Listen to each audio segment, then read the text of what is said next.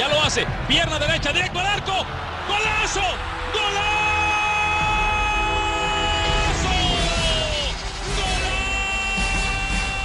The world of football with a soccer perspective.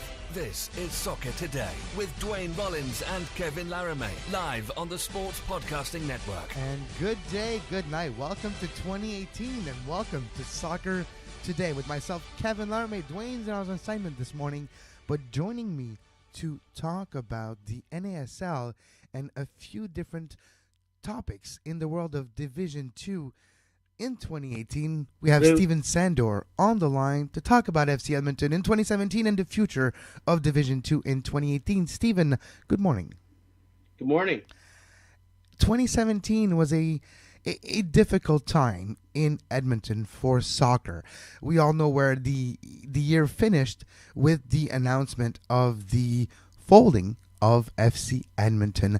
When you think about 2017, is this what stands out, Steven? Yeah, just to clarify, the team has never used the word folding. It's been like a word that's been used in the media. The team still exists. The general manager still works there. The Jeff Paulus, the team's academy coach, and the team is still running its academy in 2018. They've suspended their professional program, which is the first team. And whether that's reactivated or not will depend on market conditions going forward with the possible Canadian Premier League.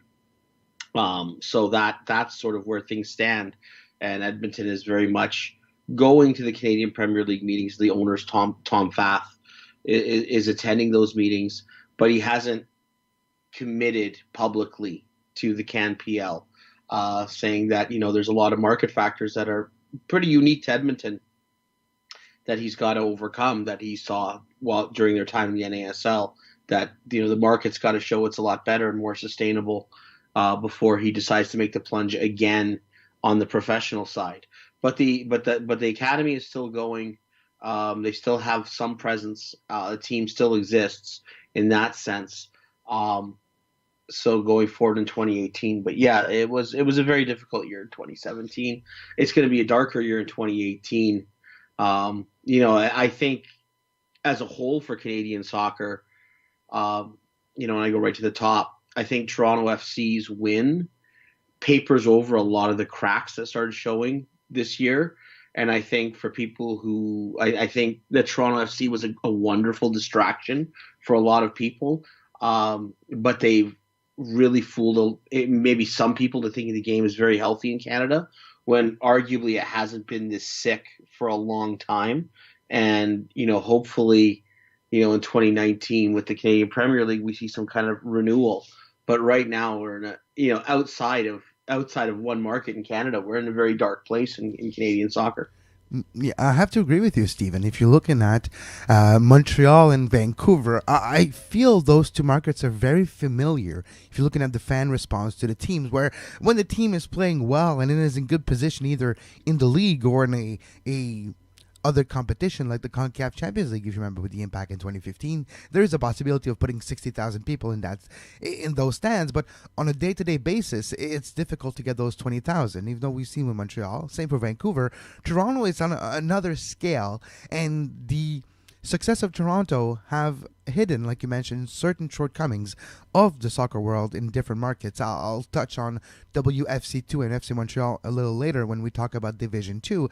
But with Edmonton and the suspending of operation of their first team, as a supporters group, I keep thinking about ESG, and I'll explain to you why. I was walking in the old Montreal celebrating New Year's Eve and celebrating time with my significant other, and lo and behold, I almost ran into a pole.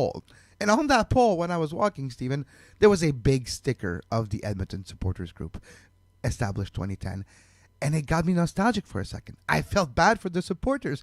I feel bad for supporters as a whole when their club is not going to come back. How was the news taken in Edmonton by the supporters groups?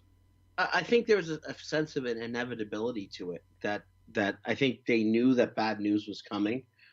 I think if you look at over the last couple of years, I think a lot of the supporters were very firmly in the corner of NASL even a couple of years ago.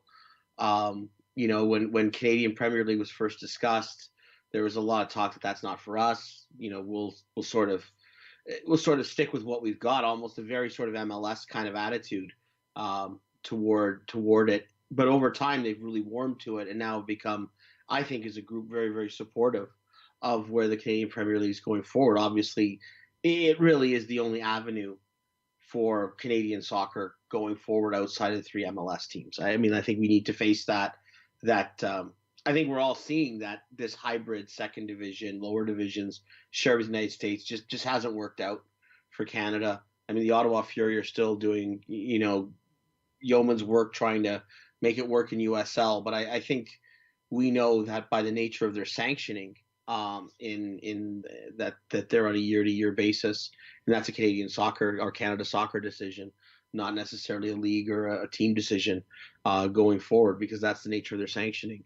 But I think we've seen that, and you mentioned touching on FC Montreal and the second Whitecaps team, the withdrawal, the sort of the failure of the MLS2 experiment in Canada. TFC2 is holding on, but how much longer will they? They're holding the on, fact like you is said, that these teams just haven't worked, and I think the supporters in Edmonton are very much looking forward to a Canadian Premier League, and I think they're holding on to that hope. So it's not total devastation, because there may be light at the end of this tunnel.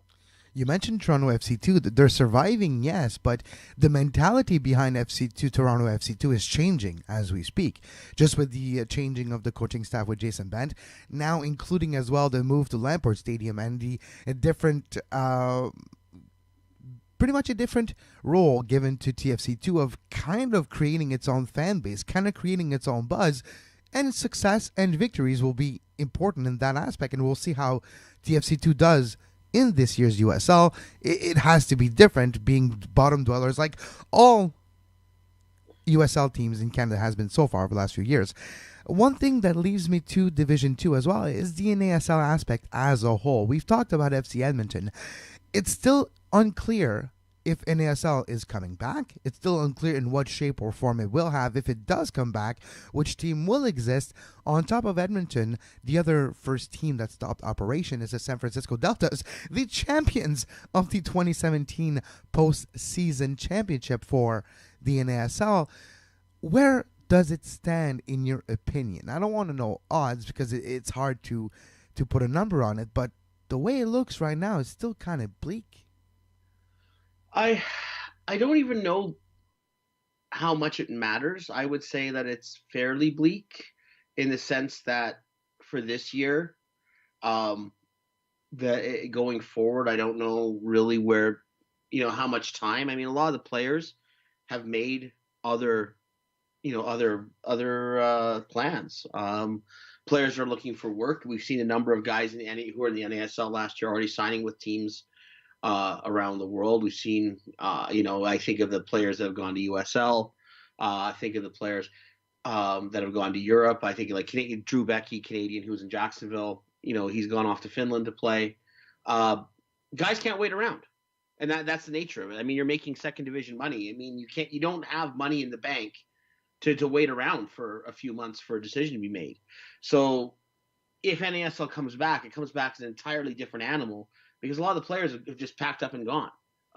They're not waiting around, and they can't wait around. They can't be expected to wait around. So that's unfortunate for the league. The wider ramification is that we're seeing this knock-on effect of the lawsuit that's going on in the States, which is, I think, the USSF understanding that with this NASL lawsuit that they can't really do much with the USL, because anything that they would say or do would be used against them in a court of law. So they've been sort of frozen on discussing the USL's future. Remember, they were only given a temporary Division 2 sanction. They need another one this year. They don't have it. The USSF, I think, is a situation, I think it's been reported, where they haven't discussed the USL at all, but really they can't, because I think the second that they go forward, they know they might be giving NASL some weapons to use in its lawsuit against the USSF. Um, I think I think that this has become such a toxic and horrible mess. And Eric Stover, is GM of the Cosmos, put it out yesterday. Like, what happens if this whole process bankrupts the USSF? True. You've got all sorts of problems coming forward, and you also have a USSF election with candidates who are widely across the board. Depending on who becomes president of the USSF, you could have, Kathy Carter, who is very much, would be, I think, a successor to Sunil Gulati, someone who makes the status quo very happy. But running as her main challenger is the rebel, and I say rebel, I mean, he was an American national teamer, Eric Winalda, who, might just step into the office and say the NASL's right. Because he's easily said that during his campaign. And, you hold out for this, and he's very pro NASL. And so what happens then if he takes over the federation? You have so many balls up in the air right now that I can't even fathom what path it could take, because it's a combination of lawsuit, combination of will to go on from certain owners, and the combination of this uncertain political structure that in the United States Soccer Federation that makes it such an absolute mess. It's like I can't even imagine how you start picking up the pieces and start putting it together. But they are so, there's so many divergent viewpoints out there that I just don't necessarily see how quickly they put this back together. And maybe that's the reason I don't really see a lot of hope for NASL this year, just because putting this back together is going to take a long time. As an author, Stephen, I'm surprised that, maybe it has jolted your creative juice with all the politics, the different clans. This United States Soccer Federation election has all the makings of a great spy movie, of a great James Bond / Jason Bourne / Eric Winalda movie. No, it has all the making. And as an author, I'm kind of surprised that you haven't written a book about this type of situation already. Yeah, I don't know. I don't know how excited my publisher would be about if I say I'm going to write a book about the cloak and dagger world of U.S. soccer politics, and they're going to be like, "What? Well, how's that a good book?" Here, you have the villain, which is like Winalda in the because he's the contrarian. He's like the protagonist, and you have the antagonist. You have like one side you think is the good guys, but the more you look into it, the more you're like, well, everybody's talking to themselves and they're preparing things behind closed doors. And then we're just presented with situation and weird backers, financial backers that are kind of like in conflict of interest. That's the USSF, MLS, and some side. Then you have the NASL Winalda side, which there's kind of proof out there too that some backers of Winalda are kind of linked with the NASL side as well. So you kind of like those two groups, and then you have like 10 other groups down there like, hey, we want attention too.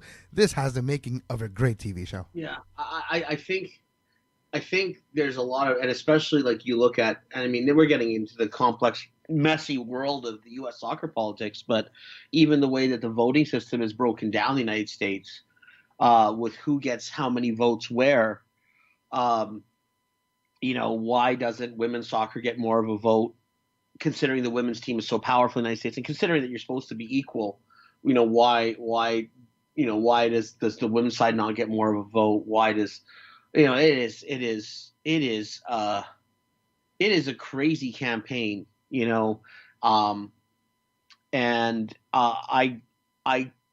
can only imagine how ugly it's going to be going forward, no matter who wins that presidency. Oh, honestly, I think their presidency is so ugly that they need to get this together, because they have a World Cup bid. Yeah. And I think the more and more, and I'll say the more and more the world and fellow federations see what a mess this is in the United States, I think more and more Morocco just sits back and go, you know what? Let's just let people see what the American system's like, and maybe we're going to steal some more votes for the World Cup. Because I think that we've looked at our World Cup bid with the United States and Mexico as almost a slam dunk. We're talking more about which cities are going to host games, not about if we're actually going to win the bid. And I'm reading a couple of articles now that say, Morocco's sort of sneaking in there with how nutty things are in the United States when it comes to the current president of the United States, Yeah. or the current, what we're seeing in the U.S. soccer politics. This is maybe not going to be quite the slam dunk that we thought it was going to be, because you're going, as I said, this is it's an absolute mess, and I don't know going forward how this all gets put back together, because no matter who wins, you're going to have a total system where everyone's at each other's throats. Nothing's going away. So if Carter wins, the lawsuit's not going away, the NASL lawsuit. So USL, the sort of the frozenness of the whole USL situation continues. And if Ronaldo wins, does he have enough support on the board to do everything that he says he's going to do? And if another candidate wins, one of the other ones that we're not talking about, what's going to happen to them? What kind of consensus can they get on the board? But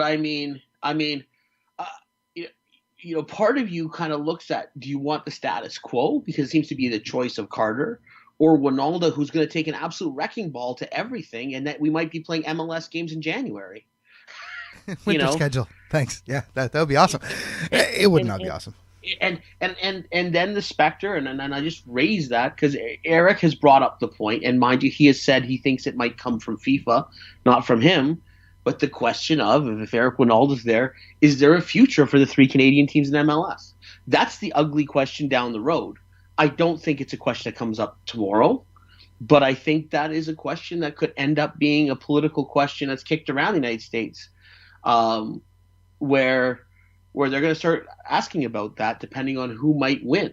I throw that out there, and I do say that's a down the road discussion that I think they're going to have. But I think that's been brought up a little bit. It's been brought up a little bit. It's been brought up very subtly in this campaign, and I think that's it's an interesting question they're going to have to deal with, because really we have no control over that. It's an American league that we have 3 Canadian teams in, so the future for that league and for how that goes for everything it's just amazing to me how little consensus there is. And now I look at it and I can say, as an outsider, I'm just amazed the Americans have made as many World Cups as they have with such a messed up federation that they have. Well, just like Hockey Canada, the talent and the size of the player pool will actually correct some of your shortcomings just because of luck. I mean, for a country the size of the United States, with the wealth that it has, like it should be destroying teams. Right, like, let's face it, and the fact that they couldn't qualify is just shows you how messed up things have to be for you to hold back your program like that. That naturally, basically, if you let it run on its own without any sort of governance, should qualify for World Cups. To finish the show today, Stephen, with you, I want to talk about Canadian Premier League. We touched on it a few times and how it's possible landing place if the first team of Edmonton is reactivated again, and it's possibly the home of the future home of the Ottawa Fury. It's been said again just a few weeks ago. But lately, the CPL soccer account, the Canadian Premier League Soccer Twitter account, has been, not dormant anymore. It's had a few big tweets saying big things are coming in 2018, and we're going to have a busy 2018 with the potential start of the Canadian Premier League slated for 2019, less than a year away now. How important is 2018 for the CPL, and is it truly now or never? Well, it has to be now or never. I think we all know 2019 is going to be the start date. I mean, they haven't officially said it. They haven't officially put that out, but I think we all know, of every source that we have says that 2018 was always going to be a bridge too far, and the league has always said they want to do things right. They're not going to do things in a sort of ramshackle manner, so they weren't going to do that. All right, perfect. Sorry, yeah, that happens. You want to do that question again? Yes, absolutely. What do you think is going to be the biggest news on 2018? Will we get that announcement of the CPL, do you think? Well, I think we all know that 2018 is not going to be when the league starts. Every contact we know, the league hasn't officially said anything. Paul Byrne hasn't said anything, the president of the league, that it's off the table. But we all know it's off the table. That there's no way you can have a league that starts now in 2018 with nothing really announced. 2019 is when we're targeting. And the league has always said that they would want to make sure that things are done right when they're in launch and that they're not going to do things in a sort of half-hearted manner.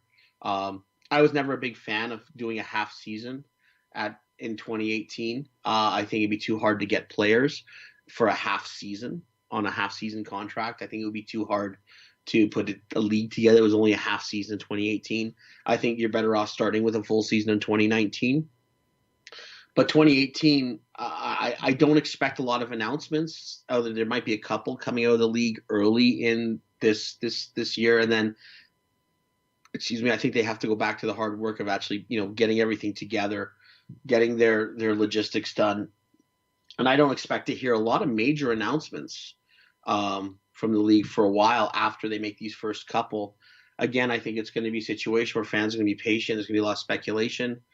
For Edmonton, it's really the only way forward. If there is going to be a way forward for FC Edmonton, it will only be with the Canadian Premier League. So this is basically the harbor at which the team will be docked at if going forward that's going to work. But I think like a lot of fans, people are frustrated that they don't hear a lot more, that they can't look forward to it a lot more. But I do think that, the league has to be somewhat careful. I understand that it has to be, one, with the investors that are involved, with the people who are involved, with the possible stadiums that are involved. And I think you're better off being in 2019, where maybe a couple of other teams that weren't going to be ready for 2018 might be ready for 2019. I'm thinking like the Saskatchewan group. The fact is, though, that this has got to get done. Whereas now, and this has got to get done because this year we're going to see a huge decrease in the number of Canadians playing in North America, just not by nature of the fact that Whitecaps 2 is now gone, and Fresno has no obligation to play Canadians that the Whitecaps 2 did. As you mentioned, TFC 2 is kind of changing its ethos, like changing the way it looks at itself going forward.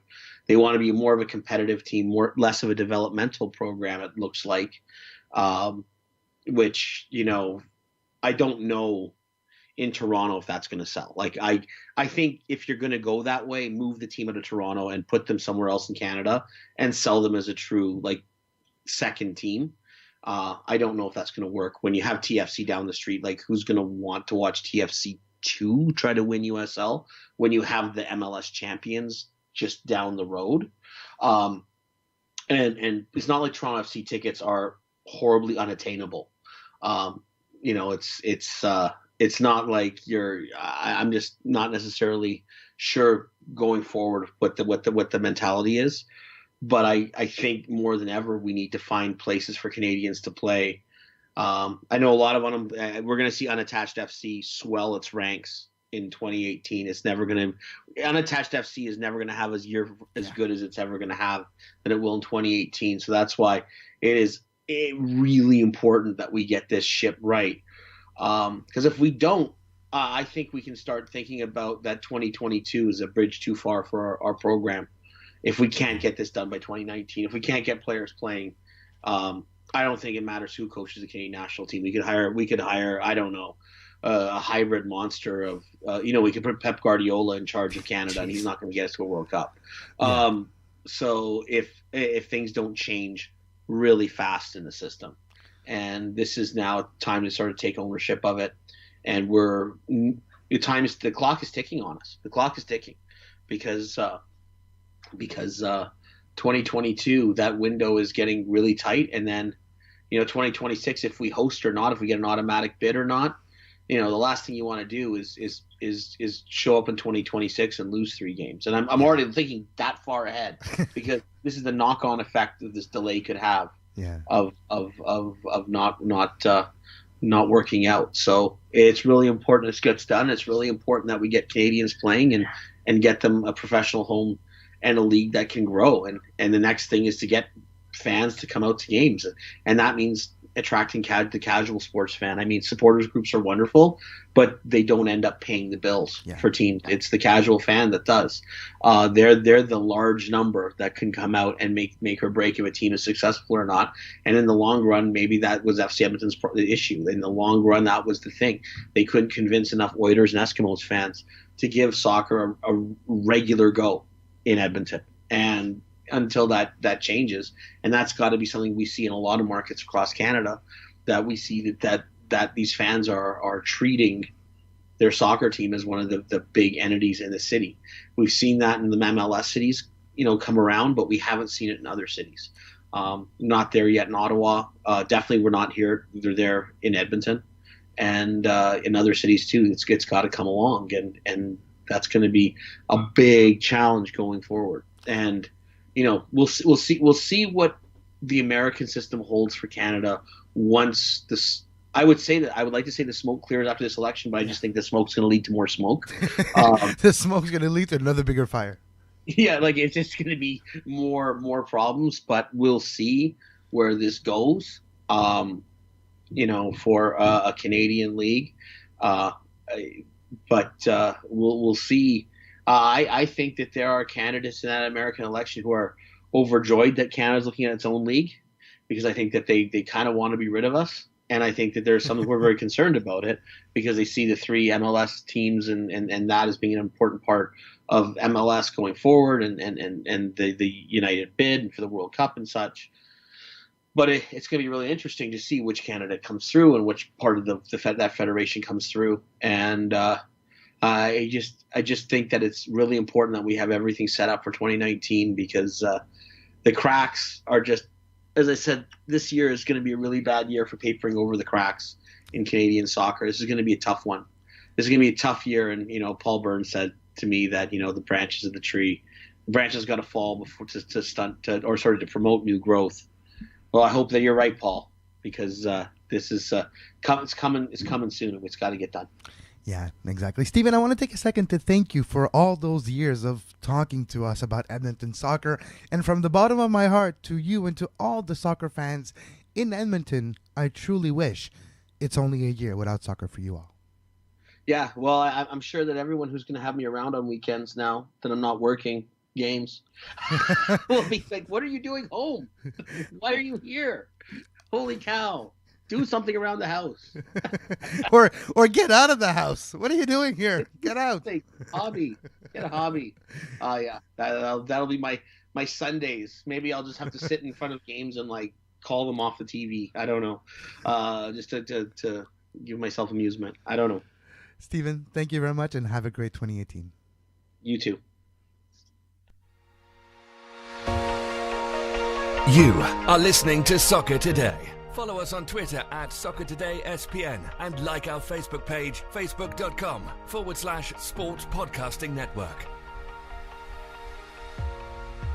You can find the podcast version of all the shows we do on iTunes, Apple Podcast, Google Play Store, TuneIn Radio, iHeartRadio, and anywhere you get your podcast.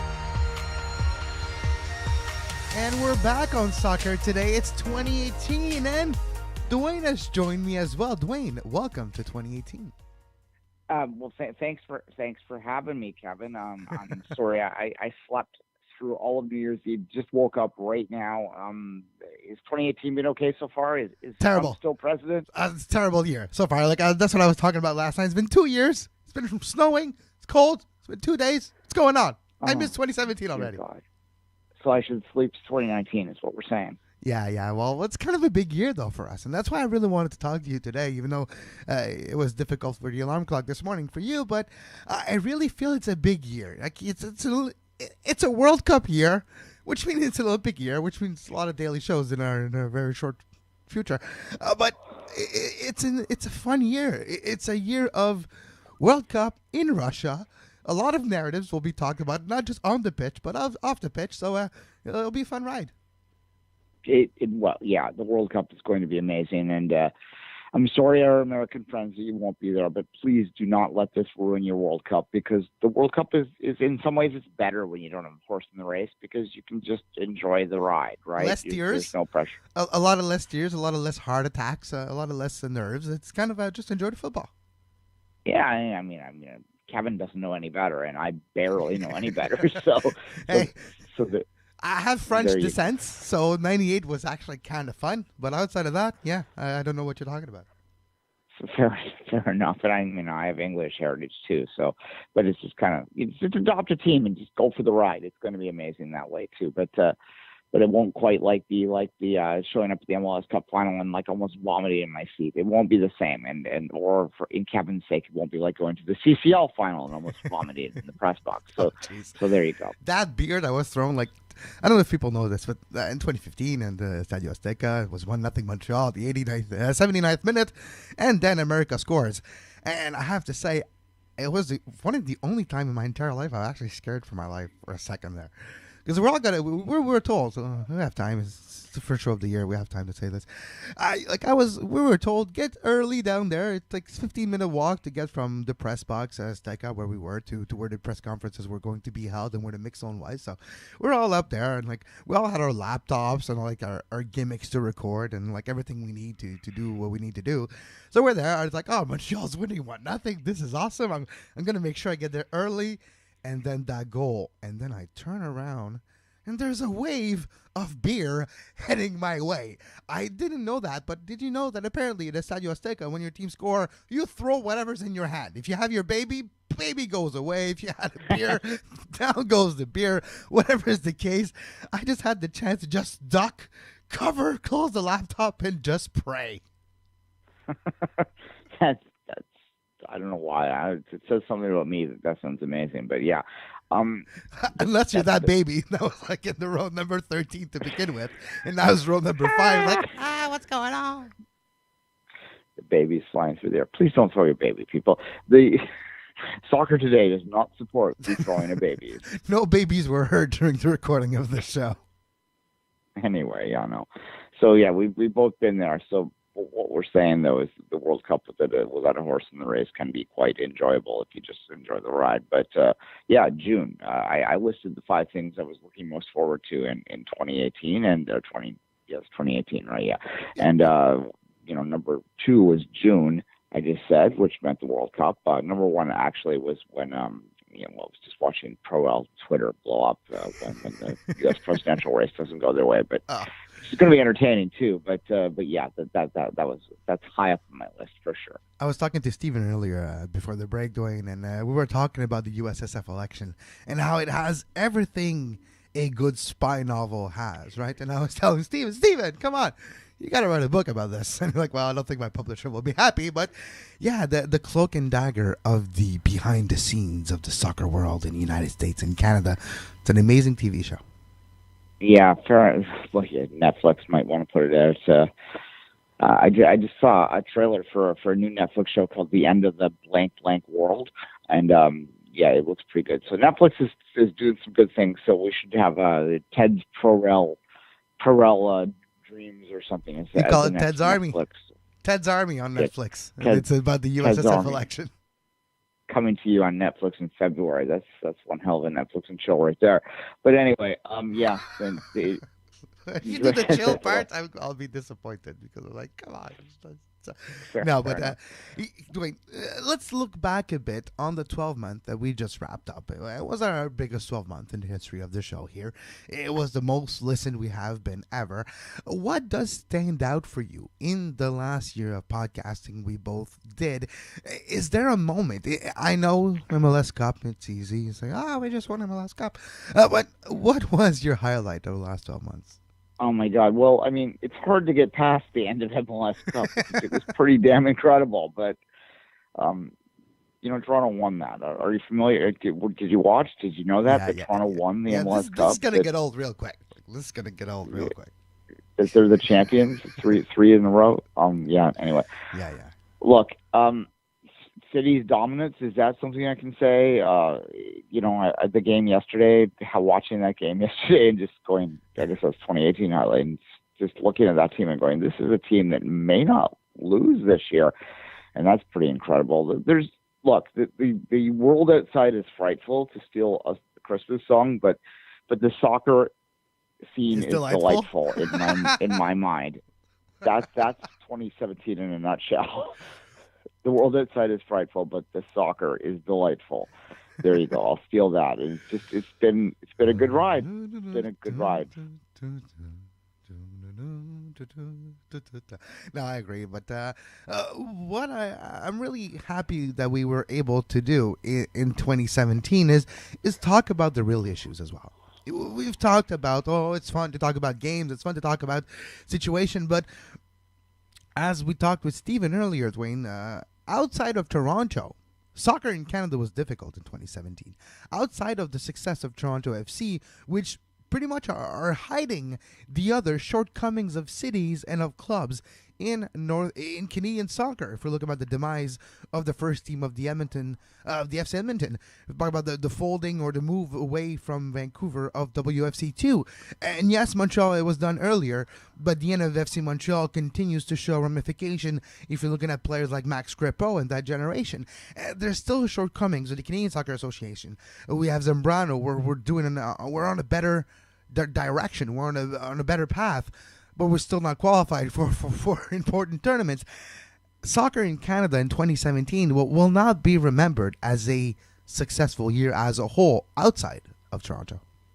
Well, no, sure, you're not wrong. I mean, TFC wasn't the Canadian Press Team of the Year, and the argument people, which I disagree with, but the argument that people made up here for not selecting TFC for that, because it's hard to argue against what they did when you look at the rest of the candidates.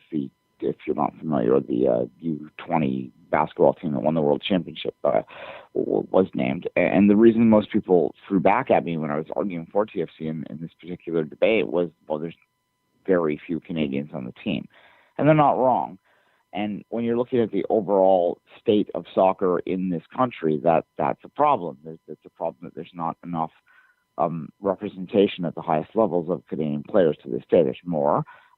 There's better stories. I maintain, as someone who's been a fan of that program, that has followed that program insanely close for a long time, that we are better off than we were 10 years ago. But still, we got to the quarterfinals of the Gold Cup, and that in our mind was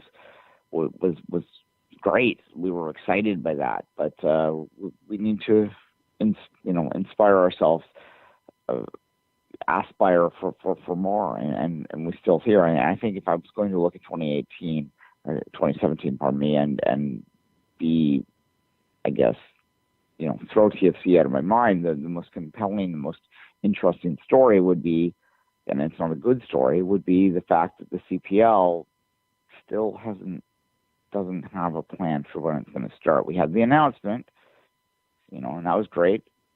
Proved to everyone that I wasn't lying, which was nice on a personal level. But I'm not insane. I'm telling you guys, I'm not insane. I was telling the truth. Yeah, exactly.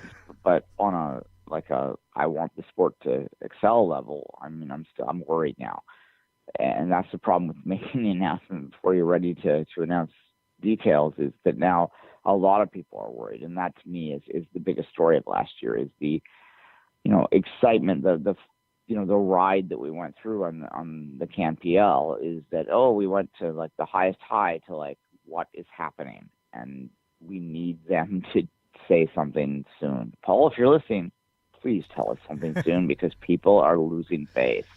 Yeah, well, 2018 is apparently a busy year for the CPL, according to the CanPL Twitter account. So that will be something to watch for, a busy 2018 for potentially a glorious 2019.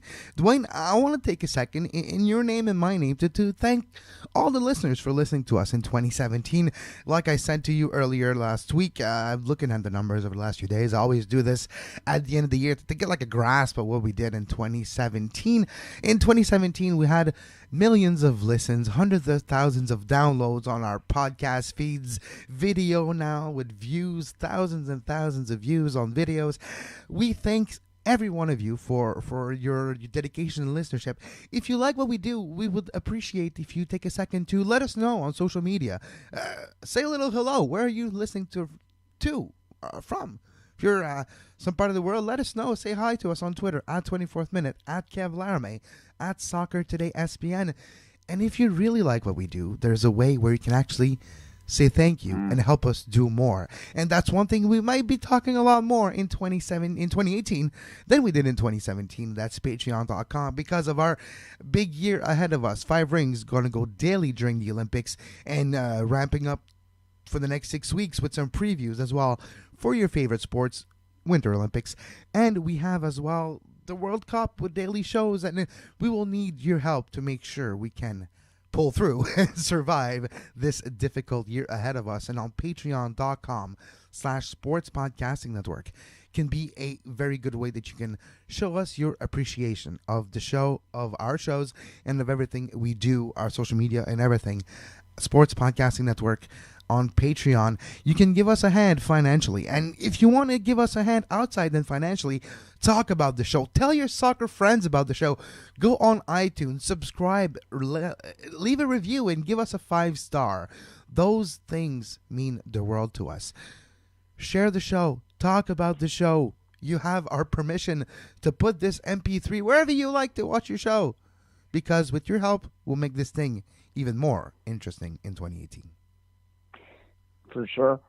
Look, financial support helps us because it allows us to buy better equipment, to make better sound, to go places if we need to not for our own personal benefit. I mean, if we had more Patreons, Kevin and I might be in Philadelphia next week at the draft. Not because we want to go to Philadelphia, because who the hell wants to go to Philadelphia? Especially not to Chester. But I want to go to Philly. I want to go say hi to Jonathan. But you're right. It's like Chicago this year. It's like when we went to Mexico. Those were trips made available because of your support on Patreon and because of support of sponsors. And we want to do more of those. We want to be more implicated. We want to get a better audio setup for Duane. You hear Duane now on the phone, and we want to correct that. And with your help, we can correct that. And we need your help at patreon.com/sports podcast network to just let us know. And I know our Patreon page is not the most up to date, and it's not the most you don't have anything special for now, and I agree, but it's what you get on a daily basis that we would like for you to let us know if you like it. And a way for us to know if you like it is that $1 a month that you're spending on Patreon. You won't even know it, but all of you together, like Duane, that's what I was thinking. You know, we have hundreds of thousands of listens every week, and I don't want everyone to give $1, but if a fair percentage does, we can do a lot with this thing. Fair enough. Yeah, no, we could. And look, I love doing this, and I'm not going to stop. So you can take advantage of that if you want. But providing great media is not free. And I think in 2018, in this world that we live, we should really take a step back and contemplate how much we take advantage of those of us who provide us with stuff that we love. Because there's a lot of free stuff out there, and I'm not saying that I'm a martyr or something for giving you some more free stuff, but yeah, and I'm not trying to make my entire living doing this, but something that allows me to do a little bit more and do what type of journalism that I want to do would be lovely. So yeah, if you can support us, if you can afford $1, $5, $10, whatever a month, then yeah, that'd be great. But otherwise, if you can't, then okay, sure. I'm still going to provide this for you. Kevin's still going to provide this for you as well. But we appreciate everything. So there you go. I don't want to beg anymore. But that's my little speech there. Well, right that's now. because we're Canadian. It's like that's the thing. Have you heard of Americans talk about Patreon? It's such an easy thing. I wish I was American, or I wish I was non-Canadian for a second sometimes, because we always feel guilty asking for people to support us, because it's not in our nature, it's not in our customs, it's not in our habits, but it should be. Patronage of your arts, patronage of your favorite TV shows. You pledge to PBS, pledge SPN. Patreon.com, Sports Podcasting Network. Help us be like PBS. We are one of the only independent voices left out there. If you're looking at who's actually talking about soccer, who's actually giving you news, who's giving you talks about Clash down to Orlando 2 weeks before it's actually official, here, we've talked about it 2 weeks ago. And if you want this to continue, with your help, we can do even more. Like, we can tell you what's going to happen in a month if we had time to do the research in our network of contacts. If we had all the time we wanted, we know people. We would get things done. But it's a question of time. And with your help, we can have more of that. Fair enough. fair enough. Yeah, and look, not to get dark for a second here, Kevin, but if you're really uncomfortable with giving Kevin and I money, then you know what I'd appreciate as well is donating to a charity of your choice. If that's in our name, and let us know. That would be okay too. Something that, full disclosure, I'm actually a board member of a center in Montreal called the St. James Drop-In Center, who helps the marginalized and the homeless, providing them a safe place to go during the day, to get a warm meal, to get a community aspect, to get to talk to some friends without having to look over your shoulder because you're living in the street. I am part of that world, and if helping them makes you feel better, well, St. James Drop-In Center is there. And I want to thank Jamie, by the way, for his help with the center over the last few months. Jimmy McLeod, by the way. So there is ways that you can help us and make us feel good about ourselves. For sure. And look, anyone who follows me on Twitter knows that I lost a friend on New Year's Eve, took his own life. So mental health charities, that would be appreciated as well. So anything along those lines, sure, that would be great too. But yeah. That's just all be better to ourselves this year. That better to ourselves is better to each other this year. That's my ultimate New Year's resolution is to better to others this year. New year, new me? Well, I don't know about that. I'm still going to be me, but well, new year, new doctor. That's what they say. New year, new doctor. There you. Well, it is a new doctor, and I'm looking forward to that. And all right, as always, you can follow Duane on Twitter at 24th Minute and myself at Kev Laramee. We'll be back tomorrow with our second show of 2018. We'll talk more about Clash down to Orlando and the other signings across Major League Soccer, the other great games in the Premier League. There's some going on today as well. Of course, my Chelsea are playing. I'll be watching today. But as always, for Duane Rollins, I'm Kevin Laramee. Thank you for listening in 2017, and thanks for being with us for the ride that 2018 will be. And as always, have a great soccer. You can find the podcast version of all the shows we do on iTunes, Apple Podcast, Google Play Store, TuneIn Radio, iHeartRadio, and anywhere you get your podcast.